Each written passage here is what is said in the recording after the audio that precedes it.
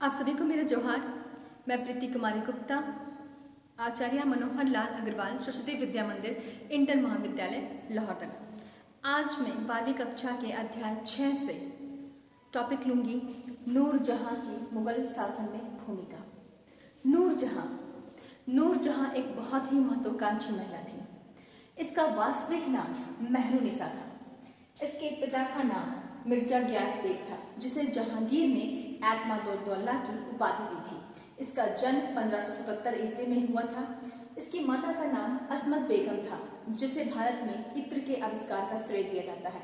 इसके भाई का नाम आसफ खां। इसका पहला विवाह अली कुली इस्तजिलू, जिसे शेर अफगान के नाम से भी हम जानते हैं, के साथ 1594 ईस्वी में हुआ था। लेकिन 1606 ईस्वी में कहा जाता है कि जहांगीर ने इसकी हत्या करवा दी और उसके पश्चात उसने 1611 ईस्वी में मेहरुनिसा के साथ विवाह कर लिया। और मेहरुनिसा के साथ विवाह करने के पश्चात जहांगीर ने मेहरुनिसा को नूरजहाँ तथा नूरमहल की उपाधि दी जाने लगी। तब से मेहरुनिसा नूरजहाँ के नाम से प्रचलित हुई। नूरजहाँ की शेर अफगान से एक पुत्री भी थी, जिसका नाम था लाडली बेगम। अपनी पुत्री लाडली बेगम का विवाह अपने सौतेले बेटे यानी जहांगीर के सबसे छोटे बेटे शहरयार के साथ नूरजहाँ ने कर दिया।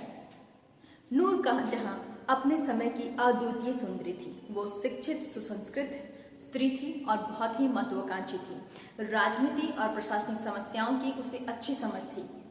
चूंकि जहांगीर के बारे में हम जानते हैं कि उसका सारा समय शराब और शबाब में बीता था। उसने स्वयं ही कहा है कि उसने अपने शासन नूरजहाँ को दे दिया और उसे एक सेर शबाब और आधा सेर कबाब के अलावा कुछ नहीं चाहिए। इसीलिए जो बादशाहत है वो अप्रत्यक्ष रूप से नूरजहाँ ने अपने हाथों में ले ली। नूरजहाँ इतनी महत्वाकांक्षी थी कि अपनी महत्वाकांक्षाओं की पूर्ति के लिए उसने एक गुट का निर्माण किया, जिसमें उसने अपने पिता, अपने माता, अपने भाई को शामिल किया।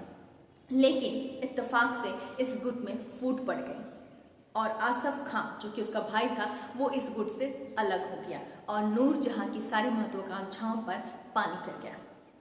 क्योंकि आसफ खां अपने दामाद, जो कि जहांगीर का बेटा था, जो कि शाहजहां के नाम से जाना जाता था, उसे जहांगीर के पश्चात बादशाह बनाना चाहता था, जबकि नूरजहाँ अपनी दामाद शहरयार को बादशाह बनाना चाहती थी।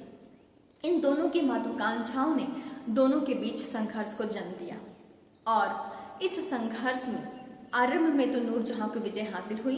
उसने महाबत खां की मदद से जहांगीर की भी जान बचाई थी और शाहजहां के विद्रोह को भी समाप्त किया था।